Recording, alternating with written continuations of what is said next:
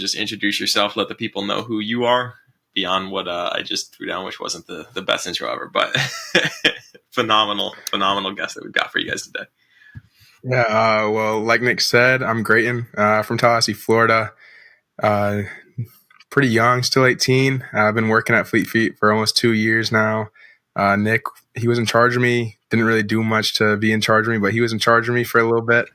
I run, I play a little bit of golf, do pretty much anything else outdoors, and just kind of go with the flow. Yeah, that's pretty spot on. Hey, Nick, at this point, I think we need to just get everybody from Fleet Feet on here. So we got to get Mia, we got to get Tyler and Mackenzie. We still have to get our episode with Natalie. All right, we have to get an exclusive episode with Nat. I don't know who else we're missing in that lineup. Emily, these are some old get Big Bro on there. Gotta get Ashton. We gotta get Ashton on here, one of the OGs, man. We got a long list of people we gotta get through. That'd be fun. We get everybody on at the same time too for utter chaos, like a team meeting back in the day. That'd be a lot of yelling. That'd be right. That'd be crazy. Absolutely crazy. Now, Grayton, correct me if I'm wrong, but you got a little podcast going yourself over there, no? Just a little something. Beyond the Finish. Throw it a follow on Instagram @_Beyond the Finish. Hit it up. Talk with runners about life in the sport, but more importantly, beyond the sport. Just kind of bringing light to the fact that we're athletes, but also we're people outsiders being an athlete, and we enjoy things like everybody else.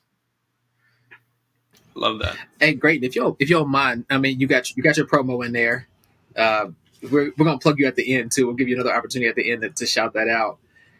You had an atypical journey for running, right? How did you get to that point of deciding to run? A lot of people will call that crazy. Like, nobody really likes running that much. So for you to pick that up as a hobby, how'd you get here? And then how'd you get your podcast going? Yeah. So I always hated running. I only did it because other sports had it. It never really crossed my mind that I would want to wake up and go run for an hour or longer on my Saturday mornings before the sun was up. I don't honestly do a ton of that now, but every once in a while I get up and get on the grindstone. But really, it just all started in COVID. So I feel like a lot of people kind of picked up different hobbies then. I was laying on the couch. I was more of a golfer then. My brother, we talked about him. He also worked at Fleet Feet. He was coming back from a run. I'd been up maybe 30 minutes. I think I made some eggs, laid on the couch, turned on some Sports Center or something like that. And then he came in, the dogs went crazy. And he just basically said, like, do you want to start running tomorrow? And I always, like I said in the intro from Nick, like, very go with the flow. I didn't really want to tell him no. It's my big brother. So I was like, sure. I figured I'll run for a month, run for 2 months, and then I'll be like, all right, there's nothing holding me to this. Like, why am I still running? Nobody wants to run. And then summer rolled around, still COVID happening, so I couldn't really do anything else. Kept running. Went into high school because COVID hit 8th grade spring semester. So then I went into high school, needed something to do. So I ran and then kept running and still doing it today. So definitely not your typical kind of getting into it. I definitely did not think I would get this far and have a podcast about it, work in the industry, or really do anything with running. But here we are, almost about 12 days. It'll be 4 years ago when I started running. So it's definitely been a journey with a lot of injuries, a lot of setbacks, but one that's ultimately been pretty good in developing me and who I am as a person, and probably where I'll go in the future. That's dope, man. It's crazy that you have that date pinpointed too. Like, not many people have the date. Yeah, to be 4 years in about 2 weeks here. Like, that's pretty wild. But good for you, man. Good for you to pick up something healthy, constructive, and you're using it as an outlet to grow yourself, your platform, and the people around you. That's awesome, brother. Yeah, definitely. Before I ran, I was not the most active. Like I said, I played golf, so all we did was ride around in golf carts and swing at a ball here and there. But definitely got a lot more healthy whenever I started running and slimmed down a little bit. Wasn't a fat, chubby kid anymore, but it's brought me a lot more life lessons than I expected. Most people just think of it as going out for a run, making your heart better, making your body look better, but it really does bring a lot of lessons with that through injuries and friends that you make and other people that just uplift you through each day whenever you're getting out there and putting some miles on the shoes. Love that. And you talked about not only people being more than just runners on your podcast, but a little bit of growth in your own journey as a runner. What are some of the topics that have come up on your end and your podcast that maybe people wouldn't be familiar with if they just looked at the Instagram or something like that? Yeah, so I'd say like a big thing that always pops up on my podcast is really just like runners. A lot of times we're athletes from other sports, like especially soccer. So it's like, sure, a lot of people don't want to run, but sometimes you realize that you're good at something, and it's like you can't just put it to the side. Like if you're so good at something and you're not pursuing it, like what's the point in being good at it? In my eyes, I mean, of course, like if you don't like it, if you don't enjoy it, if it doesn't bring you happiness, it's not worth it. But like if you have a shot to go to the MLB, you're not going to quit baseball because you say you're not good. You're going to continue to go and presumably get drafted. So I feel like it's the same in running. Like you could figure out you're good at running because you run a lot in soccer, or you run a lot in football, or you run a lot in whatever sport it may be, or you're trying to stay in shape for those sports.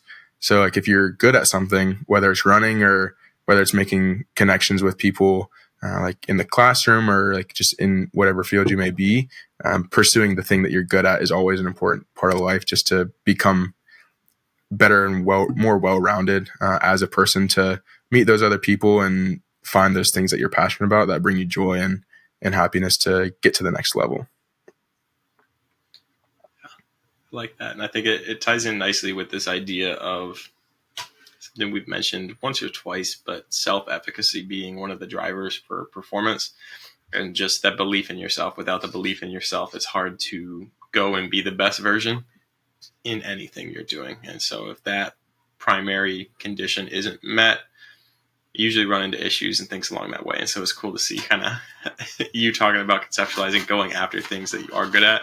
I think that really allows you to be the full you, which is something that I would say that you do a good job of as well.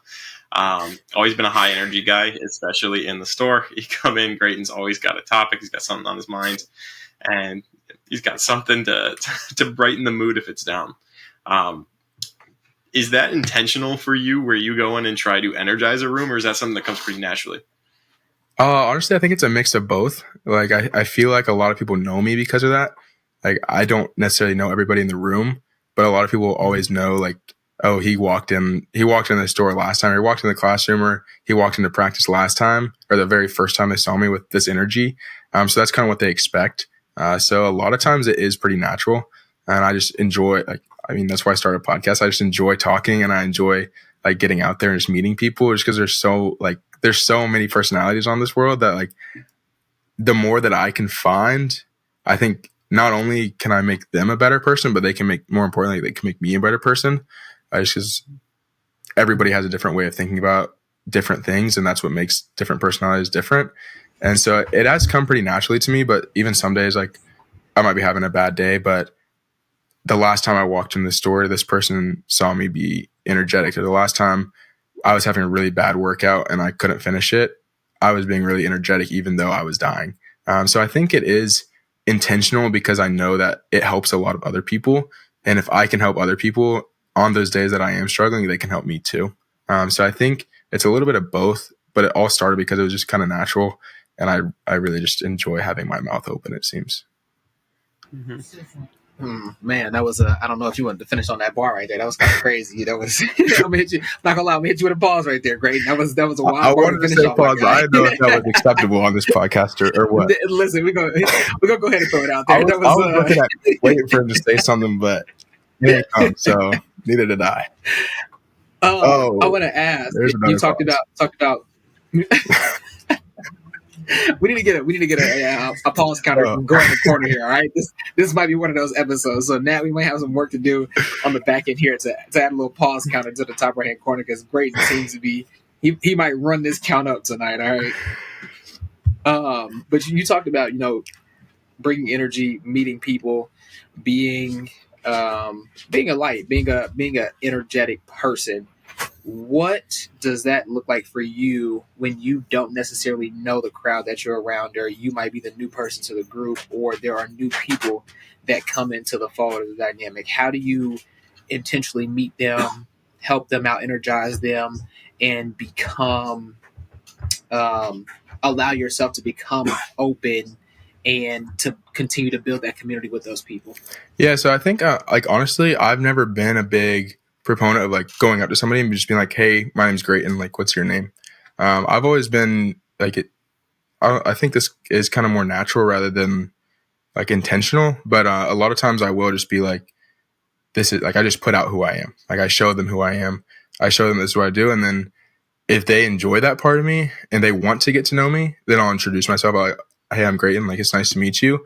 But I don't think it's that important to meet every single person in the room. I think a lot of people think the opposite of that. But if you're like supposed to meet somebody, or if it's a good thing for you to meet somebody else, it'll happen more naturally. And I think that'll kind of carry on that community and that feeling of like belonging with other people, just because like you're not going up and forcing yourself to be with them. You're letting people come to you. You're going to people that you are naturally attracted to. So it's a little bit less forced. It's a little more calm and natural. And when people see you smiling, I think it is a really important thing, because a lot of times when you see somebody that's down and sad and you like, they don't necessarily look like they want to be where they are, you don't necessarily want to go talk to them. But whenever you see somebody with a smile on their face and they're super uplifting to the people around them and they want to be the best version of themselves so that they can help you become the best version of yourself, it's a lot more natural, and you want to be around those people.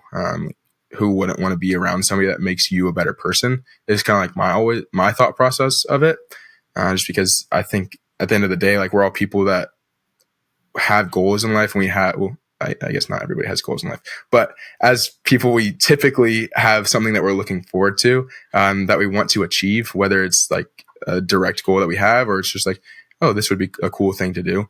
So having a person around you that shows that they want you to achieve that goal and actually lifts you towards that goal is really important, and you want to be around those people. So to me, it's always been kind of like if it comes naturally and that person wants to be around me and I want to be around them, then we'll make that connection. But if it's not somebody I want to be around, I don't necessarily want them to know who I am. Oh, they can know who I am, but I don't want them to be a part of that always. Because if they're going to drag me down and I'm going to drag them down, then what's the point? So I always kind of look at it like certain people will uplift certain other people, and those connections are meant to be made. And it's not a bad thing to make those other connections, but it's a good thing to recognize that if you do make those connections, it's not necessarily always in your best interest. So those people, you might be able to recognize that they're a person in the same circles as you, but you don't necessarily want to go to them for advice or whenever you're feeling down, because it's probably not going to make it better for you. Yeah. So I like that a lot. And I think I would vouch for that. I think as soon as you come in the room, you do kind of have this idea of who you are. And I'm curious some of Mike's thoughts, because my initial reaction is that Mike plays his cards a little closer to his chest in the room.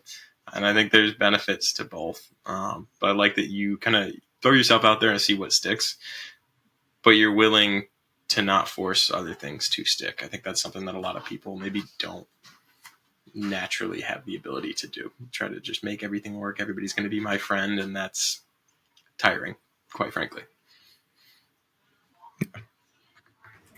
No, yeah, I mean, Nick, you hit it spot on. I definitely keep my cards close to me, just in general, especially around new people or in an environment that I'm not necessarily familiar with. Um, Not because I'm afraid, ashamed, or I don't want to share, whether it be my past, some of the goals I have, none of those reasons, but it is purely kind of like the reason Grayton gave, who deserves this time and energy. And it sounds a little elitist to say, and I don't mean to exclude people from that, but again, where am I investing the time, the energy, and the effort to get to know somebody or somebodies in a group, and will that be reciprocated for me? Like I don't want to pour into a cup that doesn't have a bottom there, or there's a hole in the bottom, and it goes in one side and flows right out the other. That's not what I'm looking for. Like if I'm going to pour into your cup to fill you up, my hope is that what I pour into you is reciprocated it, and you bring it back to me. So yeah, the only reason that I keep my cards close is that I use that. Hopefully, it's working in my favor to learn people, to get to know them, to figure out if there is mutual respect, mutual appreciation. They want to see me do well just as much as I want to see them do well, and that they can be. I won't say a resource. I'm not always looking for a resource, but they can be. We can be of value to each other in some fashion. Right now, down the road, that's typically how I like to approach it. I will say to that, like, I feel like for somebody like me who kind of goes about it like Nick said, kind of just throwing things at the wall and seeing what sticks. If everybody was like me, then everybody would be looking for people to gravitate towards them. So if there's nobody sticking to their cards and kind of keeping to themselves, there would be nobody that gravitates toward each other naturally. So I feel like it is important to kind of have a balance of the two. And I mean, it is. I agree. It is kind of like elitist to be like, who deserves my time? But at the end of the day, there's 8 billion people in the world. So obviously you're not going to be able to give it to everybody. So you do kind of have to pick and choose Facts. who Right. gets it. It's just whenever it's on a smaller scale, you don't necessarily think about that. Yeah, no, you're 100% right. Go ahead, Nick. I was going to say almost the same thing as Grayton. Like the analogy I was running with was puzzle pieces. Some pieces are going to fit into you, and some pieces are not. You're going to fit into some pieces. You're going to not fit into some others, and being okay with that is all right. You know, like that piece of the puzzle is going to fit somewhere in the puzzle. It's okay if it's not touching all 4 different borders. And a lot of times, I think we as people push ourselves to fit a bunch of different borders, and so it is also empowering to yourself. It's not as much elitist in the sense of who deserves my time, I'm the center of attention, but the opposite's just as bad, which is not standing for anything or setting healthy boundaries for yourself. And I think that healthy boundary zone is where ideally everybody can be. But it's important to have, you know, you've got puzzle pieces that either have a piece that sticks out or you've got a piece that it creates some space for something else to fit in. You need both. Right? If Grayton says, like Grayton said, if there's only people who just want to, you know, kind of show everyone who they are, but there's not people who are willing to listen, then that's going to be a struggle. So I'm in the same boat with Mike where I love to listen. I've noticed since not being in school how much I picked up on like watching and listening to the people in my environment. And that's how I would build a connection, is having that information.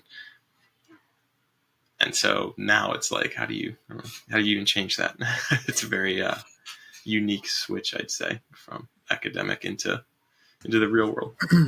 I feel like there is a good balance. I would agree. Like, you got it, Grayton. Go ahead. Yeah, I feel like there is a good balance of like talking and listening, because like if I'm just talking all the time, if I'm just being energetic all the time, then there's never going to be that time where I realize who's coming to me. Like if those people are naturally attracted towards me and want to be part of my journey and like fit in a puzzle piece with me, then I'm going to have to listen to them say that that's how they feel. Like they're going to have an opportunity to come talk to me. But if I'm just listening all the time, then I might not always find those people. So I feel like it is a good balance. And like sometimes you fall on one side of it. A lot of people fall towards one side of it, but there does have to be a balance at some point in my mind. Yeah, I agree exactly. I agree with what you're saying. Exactly right. Like there has to be a balance. And Nick, to your point of you keep it close, you've learned that outside of school that listening can be or is more important because you get to learn about people. You're in a role where you have to teach people and you have to learn what it is that motivates them, the things that make them tick, like those little intricacies of people in general. So I understand why that is the way that you operate now. And how do you change that? Like that is a very, very tough question to answer. And I think that it sometimes just comes down to doing it, maybe not necessarily changing it, but being willing sometimes to be like, all right, you know what? Today I'm going to go out, I'm going to talk to a couple people. I'm going to be the one to initiate the conversation. I'm going to be the one to give the first smile. I'm going to be the one, the voice in the room that speaks up. Like that balance at some point has to happen. We all can't play the passive role of I'm going to listen, and then I'll speak. Somebody has to speak up first. And so whether that be us or somebody else, that balance for us, and Nick, I'm speaking to you and I in particular, has to happen at some point. Like we got to take that ownership and take that leadership. Like, all right, today I'm gonna flip it around. Somebody's gonna listen to me first. Like I'm gonna be the vulnerable one. We're gonna be the Grayton. We're gonna be the Grayton that goes out. We present our true selves, and people can take it how they take it, and then we'll kind of pivot from there if we need to. I think we got to add a tally to the pause there. Facts. Definitely. Nat, add another one to the count. Oh man. The second thing that we had on the little list of topics today, I think fits in really, really well. Oh wait, I have one more thing for that topic before we move on. Yeah, go ahead. I feel like going through the college admission process, kind of I honestly haven't really gone through it. I only applied to one school, but kind of going through that, I went to an event and there was some question. It was do you prefer when you're in a group setting, do you prefer being the person that talks, or do you want to be the person that kind of sits back and does what the person that does talk does, says to do? And I always feel as I was talking, I was trying to figure out a way to describe how to find that balance and which side you might lean on. But I think I always responded. I think I faced that question 3 times in the last 4 or 5 months. And I think every time I answered it with, whenever I'm knowledgeable about a subject, I like to be the one to take charge. But if I don't know anything about the subject, I would rather be the one that just does what the leader says to do. Because that's what I would expect people to do whenever I know about the subject. Because I wouldn't want to be that person that gets up in front of everybody and leads them down the wrong path just because I didn't want to sit back and listen. But I also don't want to be the person that gets overruled whenever I'm an expert on the topic and everybody else follows the other person that doesn't know anything on it. So I feel that's kind of where I find the balance. Do I know a lot on it, or am I just talking out of my mouth just to talk? So I think it is important to find that balance, and there's different ways to find it. But I do always feel having the knowledge on some sort of topic is kind of how I set that balance and find the standard of when to talk and when to listen. No, I love that. And I think there 100% is a balance. And part of that ties in with that next piece that we had just brainstormed as a topic, which is learning about people you just met. And so if there's somebody who you're not already super familiar with, I'm curious if there's any strategies that the two of you have off the top of your head for how you figure things out or get them to talk. And I think this can be tricky because sometimes, if Grayton's in the room, I know Grayton's going to offer information, so I don't really have to do a whole lot. But if Mike's in the room, I might have to push Mike's buttons a little bit to get him going. And so how do you guys go about that? I feel it's just kind of being curious for me. I want to talk, but I don't want to talk about nothing. I want to talk about things that are actually not necessarily important, but relevant. So if I don't know you, I'm not just going to be oh, did you watch the MLB? Did you watch the Cardinals play the Red Sox last night? And they're bro, I don't watch the MLB. Why would I be watching that game?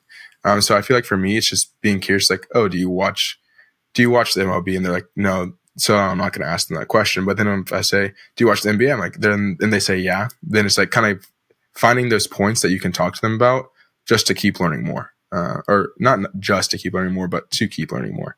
Because then you can kind of use those to segue into, oh, you like the Lakers? Are you from Los Angeles? Or is there a reason why? And then if they, I don't know, drop some sort of truth bomb that their great grandpa used to play for the Lakers in 1950, and then that's their whole family has been a Lakers fan since then. It's now I've learned that extra piece just because I kept asking questions.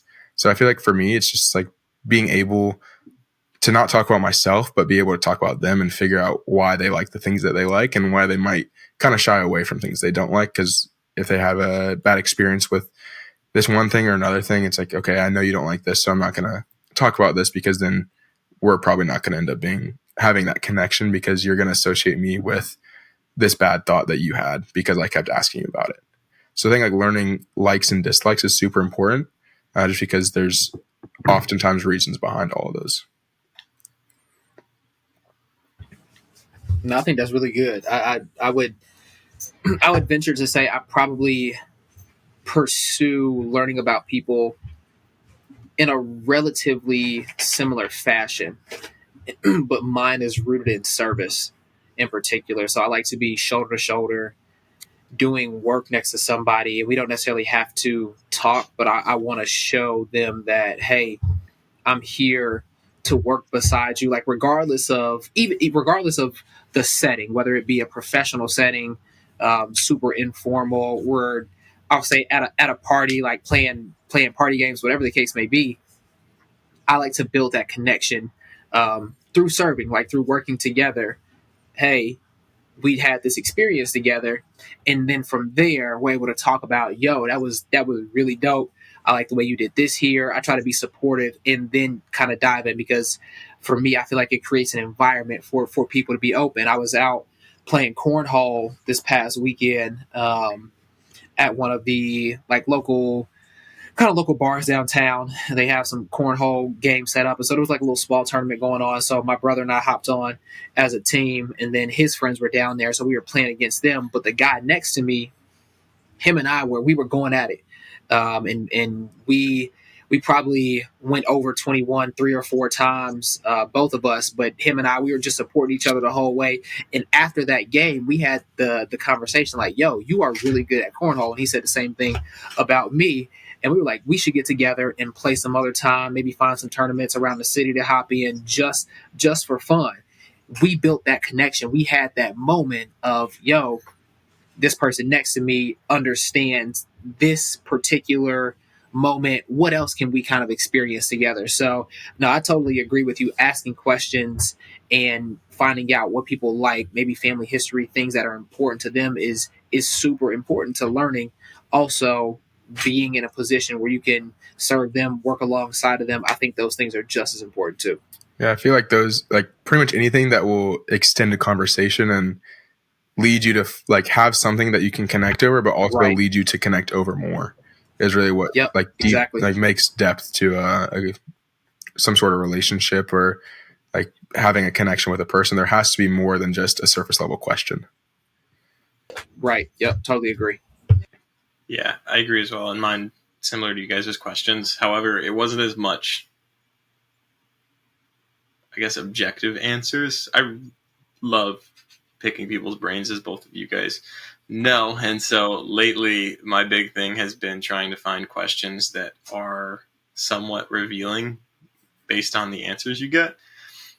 Pull a lot of these from Reddit, full disclaimer, but I've got some of them here that I'm actually curious your guys' answers on, to run through a live demo with them. First one, would you rather be the smartest in the room or have everyone think you're the smartest in the room? I would rather have everybody think I'm the smartest in the room, because that just takes you, I feel like that just takes you so much further.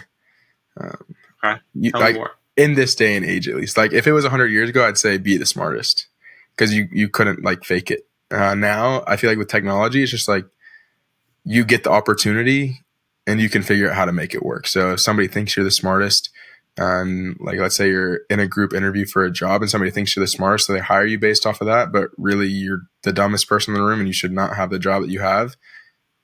Now you have the opportunity. The worst thing they can do is fire you and give you a bad recommendation in the future.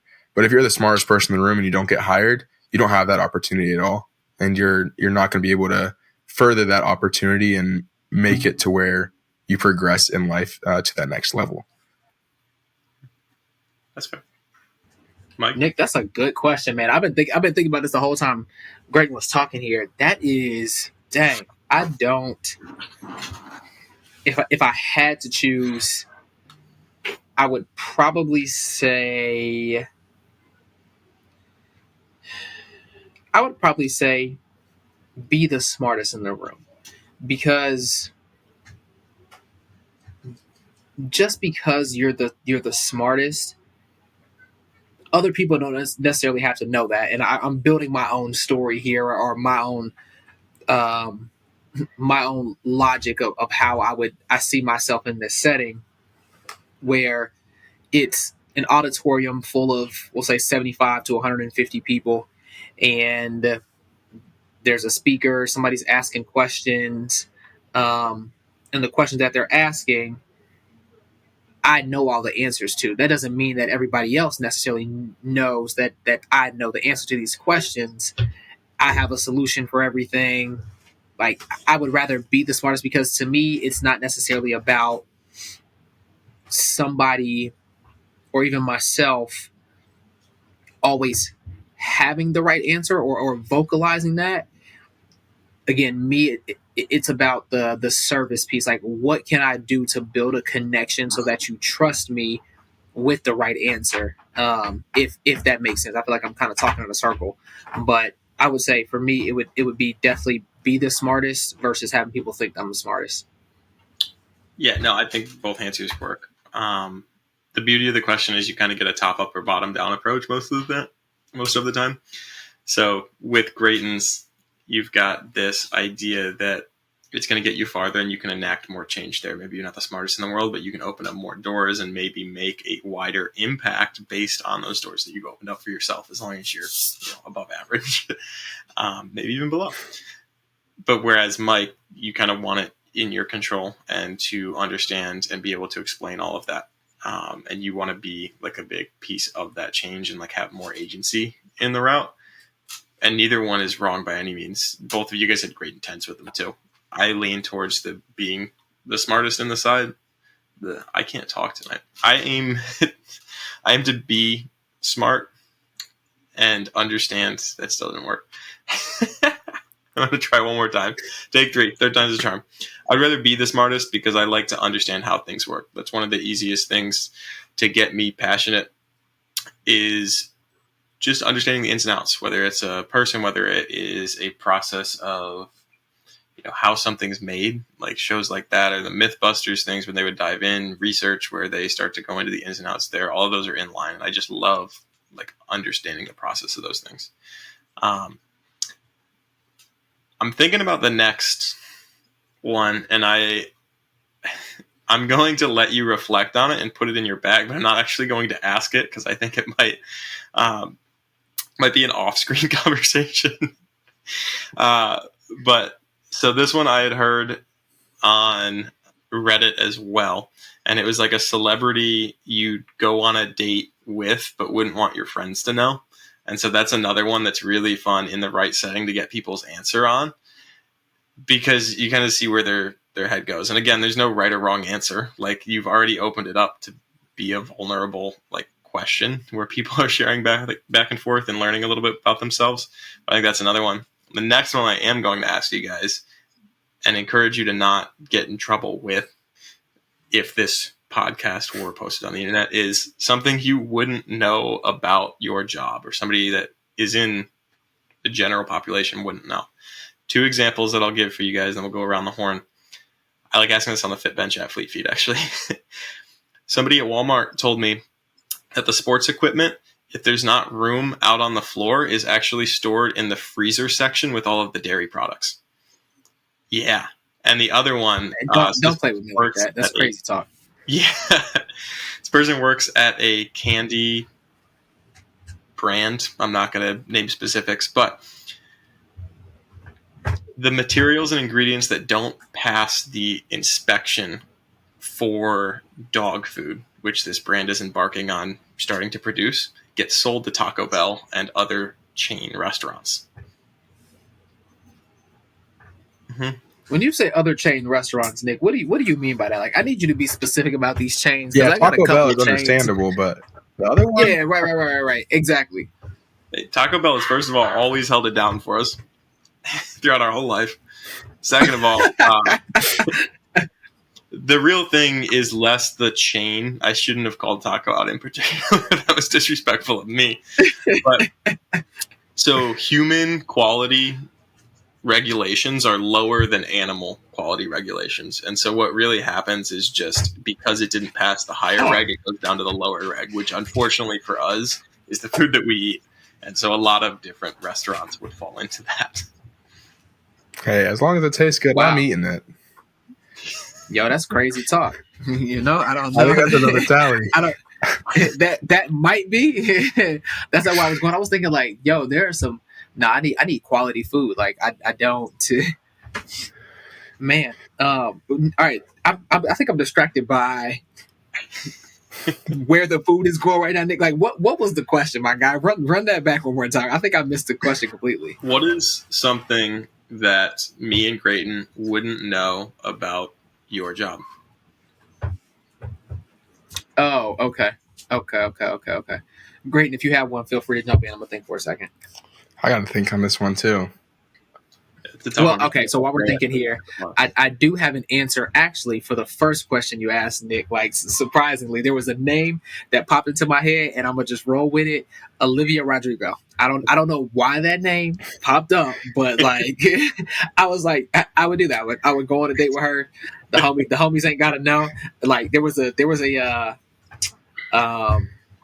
like a thing, I call it a fad or whatever on Instagram. I remember probably like 2 or 3 years back, and it was called songs you play in the car when your homies ain't around, and you had to put a song on your story and then like tag some friends. And Olivia Rodrigo, that "Good for You" song was the one that I still play that song. Like, it's a banger. I don't know what it is about it. That song, it goes crazy. So, Miss Rodrigo, if you ever hear this, holla at your boy, all right? Like, let's go grab something to eat for a minute. Let's hit up some putt. Let's go have a good time, all right? Let's go have a good time. I just want to talk to you. Let's talk about mindfulness. Let's get side by side, hit a couple golf balls here. Play some cornhole. Have a good time. Right, play some cornhole. Hey, pull up to Cincinnati. I'll make your weekend worth it, all right? I'll show you the city. We'll have a good time. We'll have a good time. I mean, mine's kind of similar to that, but I think Nick could guess mine based off of me saying it's similar. Yeah. It's a very similar person. I know where you're going, but I don't know why you wouldn't tell your friends about it. Oh, I don't care if I'm telling my friends or not. Like, it don't matter if they know or don't know. If I'm going on a date with her, it don't matter. Tate McRae, just like Mike said, if you're listening, I'm out here. He's out here. I'm really Tate out McRae. here. I'm wherever you are. Right. So you guys are both hilarious. So the point of the question is kind of it to be someone that, like, you wouldn't play the song in the car with your friends. And so I'm trying to think of what some of the answers were. I was trying to find the thread itself, but like, it'd be like Britney Spears during crisis mode or something like that, or it'd be like Danny DeVito, like something that you wouldn't want your friends finding out about, but like you did. That's wild. Not during crisis mode. That's actually kind of wild. Borderline disrespectful. Like, dang. Yeah. And so, again, I'm using the term "would go on a date with," but if you use that with your friends or in your circle, you get some wild answers if you change the terminology at all. But again, that's not as much the on-air one. Did you guys come up with any for your workplace or former workplace? I ain't gonna lie, I was thinking about Tate McRae. Yeah, I had a feeling you were going down that hole. That's all right. I pulled a little double duty. I pulled. Grayton's a little young. All right, we can't expect him maturity wise to be on here. Okay, he has one single thought at a time. Sometimes not even that much. So something that maybe my friends or people, I guess, wouldn't know about my job, or I'll say a former job, is, I'm going to try to be as vague yet detailed as much as possible here. Don't be fooled by titles, specifically things that are maybe labeled training for managers. I think that, yeah. So when you see titles like that, be cautious. Do your research, because more often than not, you're going to become an errand boy or girl. You are going to be given the miscellaneous jobs that nobody wants to do, or the late hours, the late night hours, or the early morning hours, again, that people don't want to do, especially as a young or younger professional that maybe doesn't have a family yet, doesn't have a ton of real responsibilities, as I like to call it, or obligations. Like, just be very wary of those titles and those programs that are out there and promise you, oh, you'll have XY position after so many years if you stick this route. Just gotta keep an eye out for some of those things. That's a fair one. I think that's widely applicable. So good job on making it broad. Yeah, I'm waiting for Grayton to just like throw himself under the bus here at Fleet Feet. Yeah, shoot. I don't really be doing much at work, so I don't know. Maybe like on air. As a matter of fact, y'all are paying me to do nothing. Okay, come on, Grayton. You gotta be better than that. They know. I would probably say like as much as like we'd love to know everything about everything, half the time when we're asked a question, we just go to the back and Google it.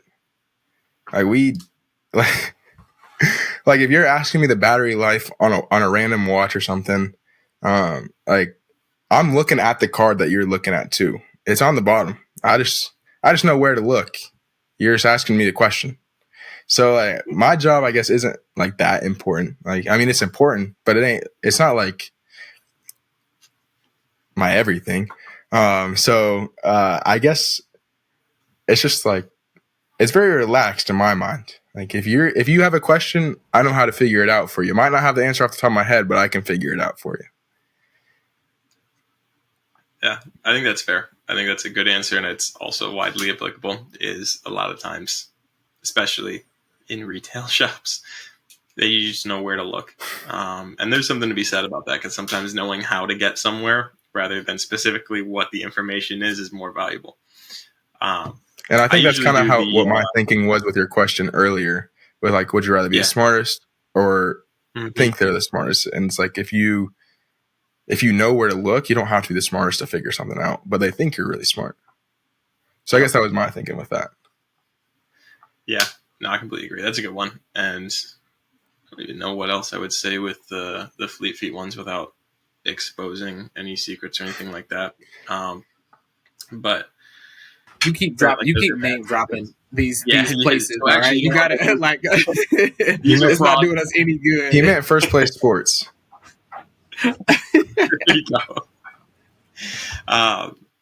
Yeah, I mean, the return policy is a good one too, that they actually do advertise. Is just like, Fleet Feet has a designated 60-day return period. Now, it's not there for you to take advantage of it. You'll get called out for that, but the idea is to test the shoe out. I don't think everybody's 100% tracking that, because you don't want somebody stuck with a shoe that they genuinely wanted to work. It doesn't work.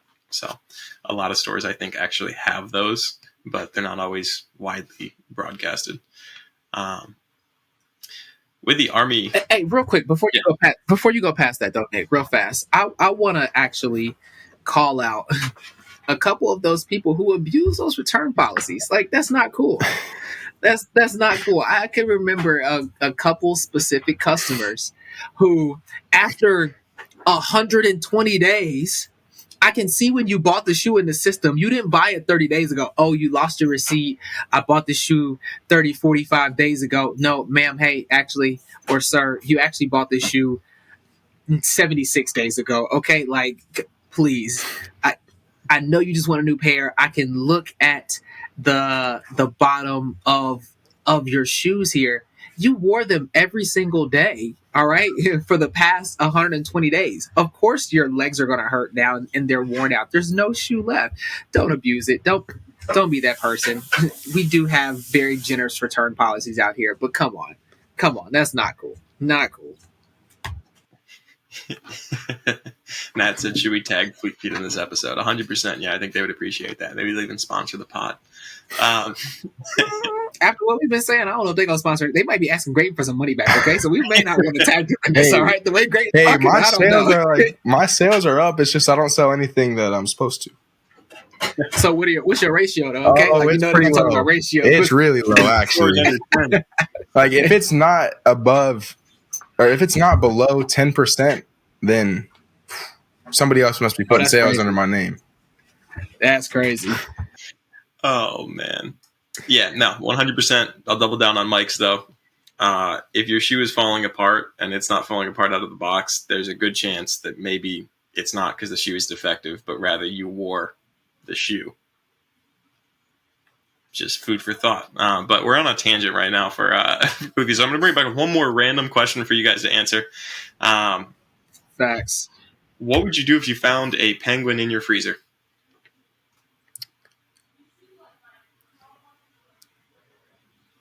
I don't know. Penguins are cool.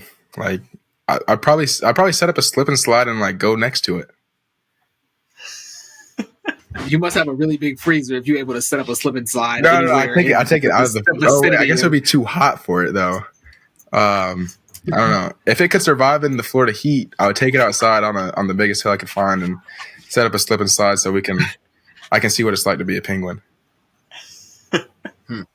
I don't know if you need a penguin to necessarily go practice being a penguin. I think you just talked yourself through what you would do. But I mean, I hear you loud and clear. This is a good question, Nick, because penguins are actually my favorite animal. They have been for a very long time. So if I was a penguin, if I found a penguin in my freezer, I would, first of all, keep them in the freezer for a minute, cut the air down in the crib so it gets nice and chilly for them, so they can hang out with me. I'm gonna turn on Happy Feet, all right, and I'm gonna ask them what they think about this movie. Like, yo, like, hey, whose man's is this? Like, where y'all get him from? Like, how do you feel about this movie? Is this accurately depicting your crew, or is this cap right now? So I would want to have a nice conversation with Mr. and Mrs. Penguin about what we got going on. I was about to wait for you to finish and say that I would ask if they could dance for me, but you beat me to it. So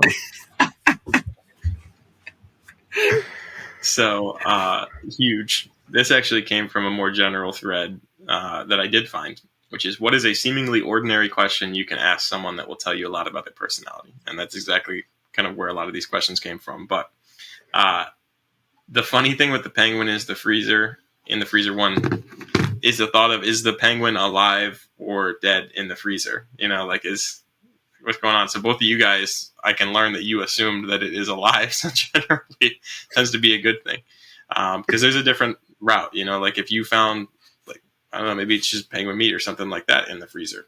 You don't have any more information than you found a penguin in the freezer. And so there's a lot to unpack with the question, and people will answer it in like a very vast variety of ways. So there's another good question for your arsenal, I think, and maybe a slightly morbid one, so you can know, as Grayton said, who you're okay with not sharing your energy with down the road. That's a pretty good question. I'm definitely gonna take the who would you go on a date with, and none of your friends know about. Like, that's a good one. I like that one. That's solid. That one, if I can find the thread, I'll give the thread links to Nat, or I'll put them in a description, and people can check them out, because they're interesting answers that people have out there. That's what I like about Reddit. Kind of dive in with all that stuff. Wow. Yeah, that was a good one. That was a really good one. We are cruising along here. The last thing that we wanted to talk about: staying busy without wearing yourself out. Now, I'm going to do a little intro on this one for Grayton in particular, because he is a unique breed when it comes to staying busy without wearing yourself out. Out of the not super crazy sample size, but fairly big sample size, the two busiest individuals that I think have ever worked at Fleet Feet and not had significantly burnt out mentalities would be you and Ruhi, actually, which she's not backstage right now because go figure, she's doing something. But you guys have always had something on your plate. Grayton is always showing up with food in his hand because he had to pick it up on the way and didn't have time to eat before his shift, or he's got to go somewhere right after work.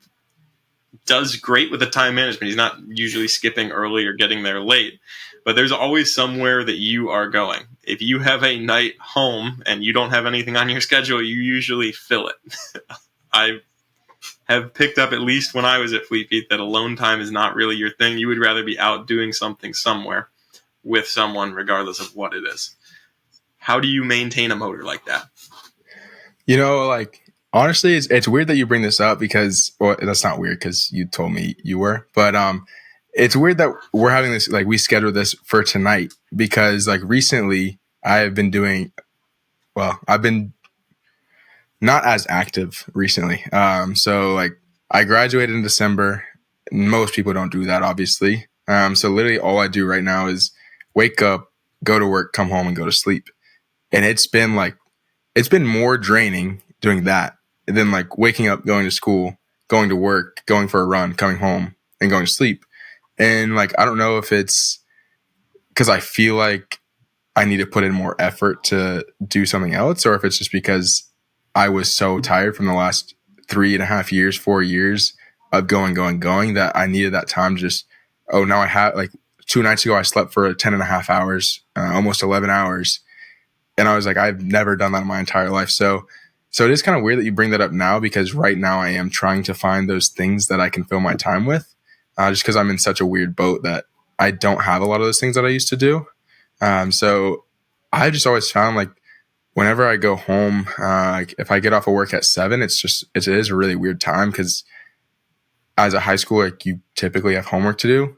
School always came really easy to me, so it didn't always like cross my mind to go home at 7 and do homework when I could do it at 10:30 and finish in 15 minutes and then go to sleep. So I think like just having that thing to do to where I didn't think about all the other things I had to do just made it so easy. It's like, oh, well, I know at this time I'm finishing this, but I'm going to this. So it's either I go to that or I go home. It's just making a left turn versus a right turn for me. So in my mind, it was more of like this is just something I do rather than I have to do this. And kind of like I said before, just being able to make those connections, because one day it could open a door to where all I have to do is go to work for 3 hours a day, and then all of a sudden I'm Jeff Bezos and I don't have to do anything. Probably not the case, but in a perfect world, I guess that could happen.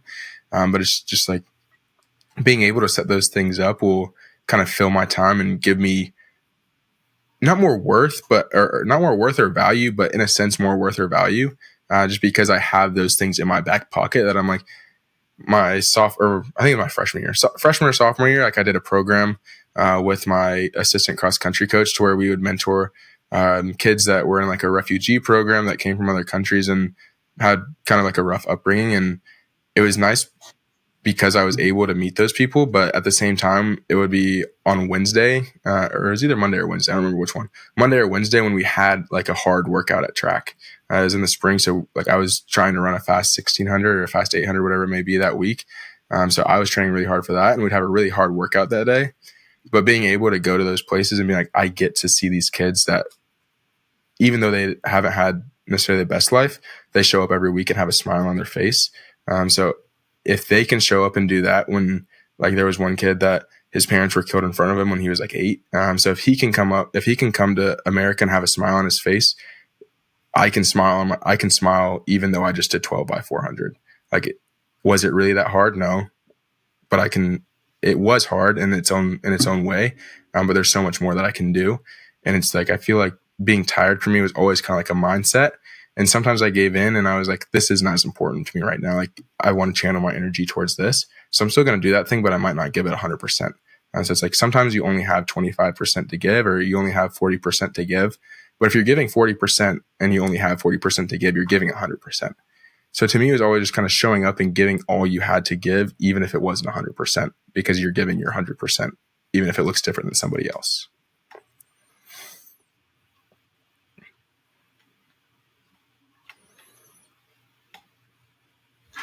Yeah, so I like that a lot. I am curious some of Mike's opinions on this as well, because I saw him kind of had a reaction when you said that you feel more tired with less to do. But I love the way that you phrased it as it's a left or a right instead of you have to go forward. And I think that there is a lot of power to the perception. You can be energized by things, including social things, or you can be drained by them. And that all is just how you're perceiving that environment that you're in and what's keeping you there, what's motivating you or demotivating you in those circumstances. Yeah, Nick, I think that's spot on. And Grayton, I had a moment of shock when you said you were tired doing less,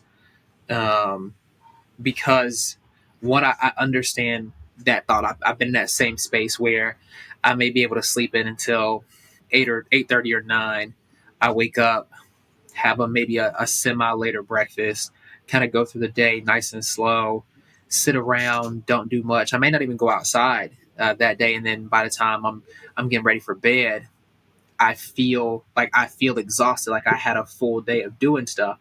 And it, not to make this morbid at all, but I sometimes wonder if that is why people um, they die after they stop working. Like it is very, or I've heard many stories of, oh, I retired, didn't have anything to do, or they retired, didn't have anything to do, and 6 months to a year and a half later, they die. Like, is it because they were so going that their body literally is catching up on being tired, if that's the thing.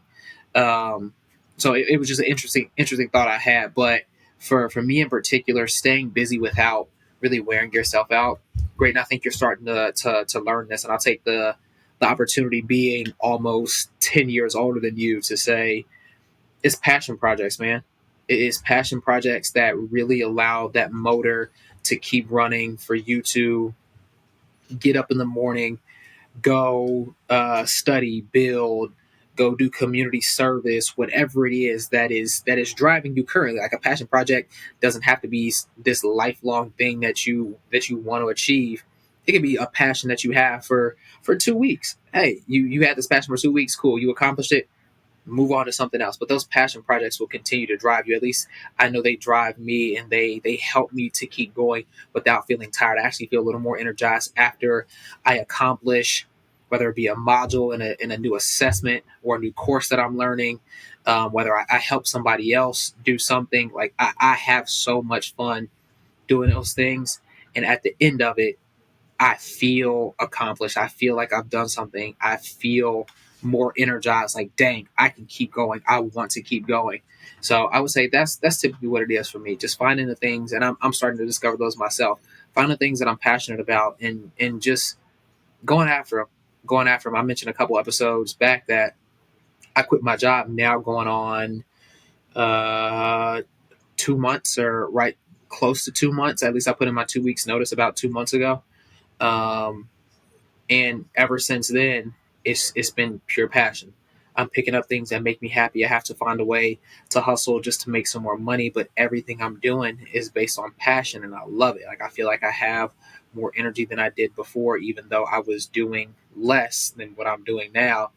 And I think for anybody else who is experiencing that same feeling or sentiment, and they maybe have a question of, why am I feeling this way?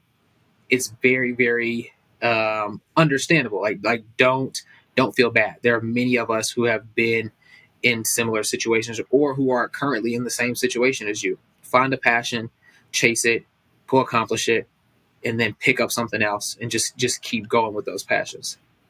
Yeah, I feel like for me, kind of like expanding on what I might have said earlier, it's almost like whenever you don't have something to do, you like wake up and you're like, oh, I don't have to get up and go. Like, I can allow my brain to Exactly. fully wake up. And it's like throughout the day, you're Right. allowing yourself to be tired. But kind of circling back, I guess, to what Nick Yep. asked earlier, like, if it's more intentional that I walk into a room with energy, or is it just natural? And like sometimes it is natural and sometimes it is more intentional. I think if you force yourself to be energetic to walk into a room, it's almost going to like trick your mind into thinking that you're not tired. So it's like if you can Yeah. wake your brain up, it's going to be awake. If you can put it to sleep, Hmm. it's going to go to sleep. So it's really just kind of, yeah, you can be tired. Like, your body's obviously only going to be able to take so much. But I feel like as a runner, especially, I'm sure you guys can kind of relate to this, or just kind of any athlete in general, we're always told like your brain is going to be the first thing to quit. So if you tell your brain that you're ready to go to sleep, then you're going to go to sleep. But if you tell your brain you're ready to go after work, you're ready to go for your run, and then you're ready to go meet people for dinner right after your run, hopefully after you shower, but right after you run, then you're going to be able to have that energy because you know that's something you're looking forward to go doing. So I feel like having those things on your plate will sometimes push you to have that more intentional like grasp towards the room that you're looking to be energetic in. But if you're not looking to be energetic in it, you're probably going to walk into that room tired and worn down because you're not looking forward to it and you don't find any value from it. So if you don't find any value from it, you're not going to add any value to it. That's real good. That's really, really good. Great. Yeah, I think there's a lot of good points there.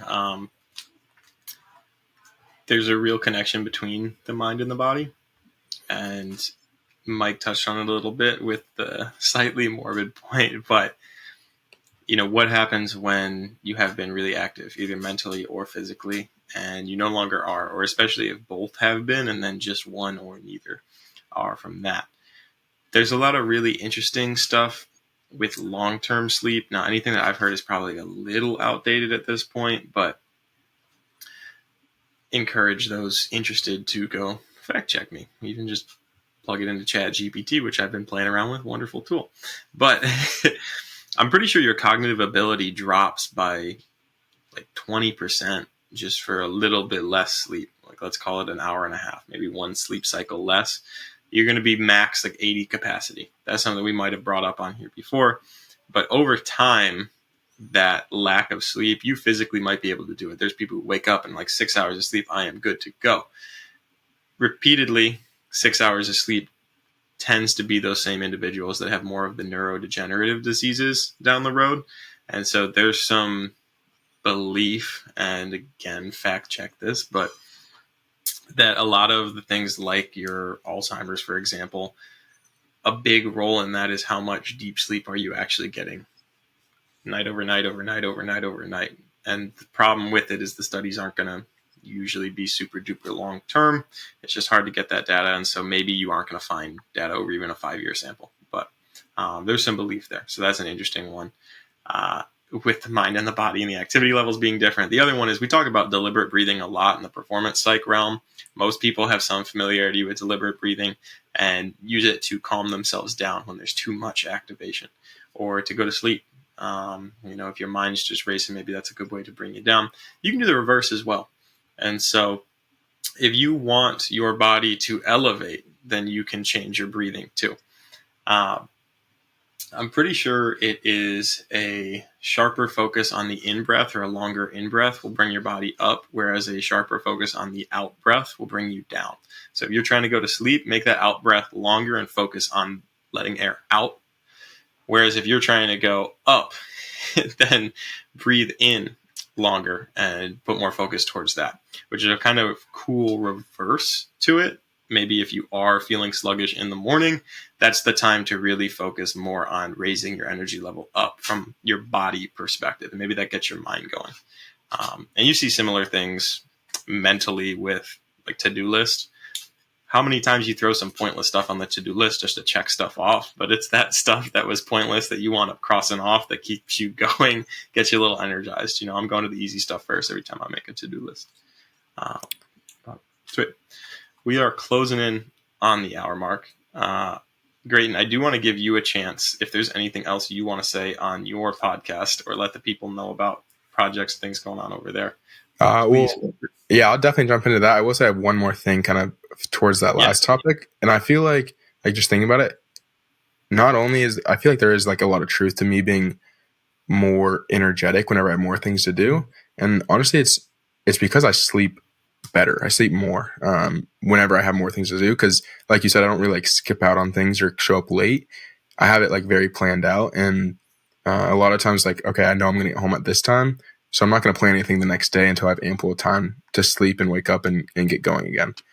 So I think for me, it's like, sure, I have 30 minutes less than if I didn't do this activity, but I know when I get home, I'm going to get in the shower, I'm going to get dressed, like I'm going to get in bed, and then the next morning I'm going to get up, get dressed at this time.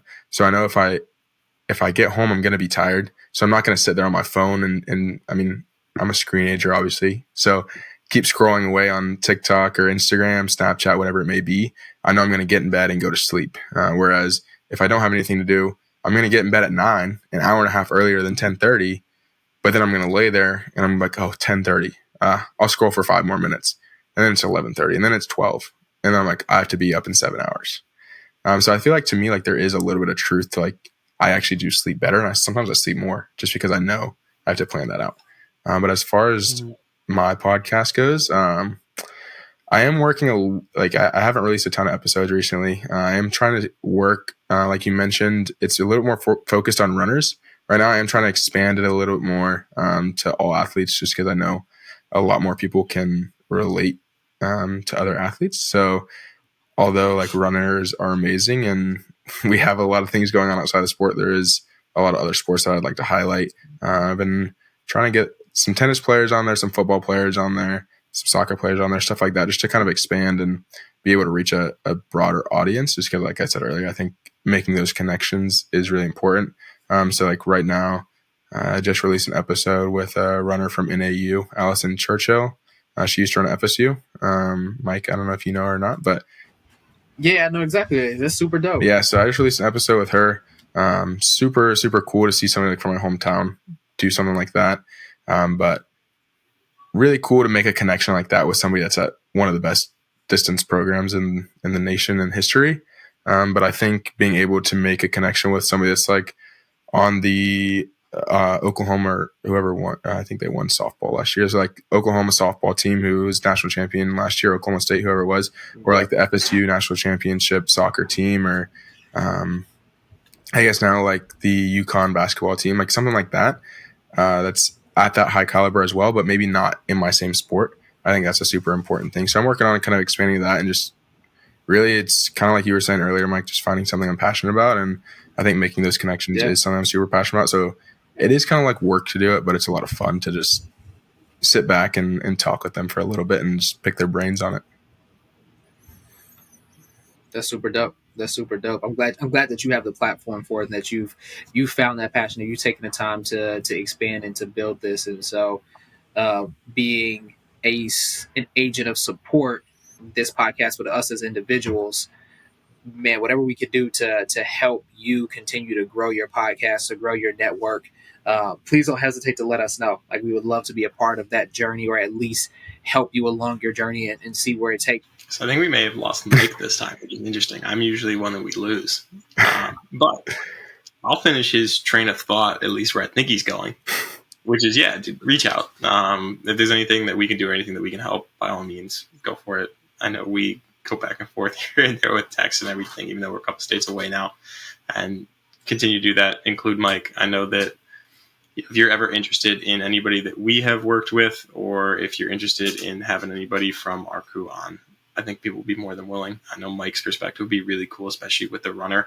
And he doesn't talk a whole lot about his time at FSU, so I would be really interested if you could pull that out of him as well. We've touched on it like here and there on the podcast with specific topics, but I think he's got a lot of good insight from that. And so, we usually do end with one other thing, which is simply some takeaway from today, any of the conversations that we've had.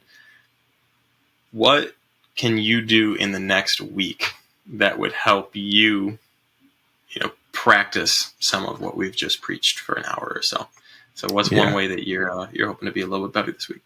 Yeah, so honestly, like kind of just talking to you guys, it's always been clear in my life, but I think now even more so. It's like everybody does live differently. So my way of thinking isn't any better than your way of thinking, or Mike's way of thinking, or Joe Schmo on the side of the street's way of thinking. So if I can just appreciate how other people think and kind of pick their brains a little bit more, so that it's not just me doing the talking, but kind of listening a little bit more and figuring out where I can use their guidance in the world, I think is going to be kind of the best thing for me. Just practicing on listening and hearing what they have to say rather than having a conversation. Because sometimes it's great to have a conversation, but I think at some point you just have to listen to and take the guidance whenever you might not want the guidance, or you might not think you need the guidance.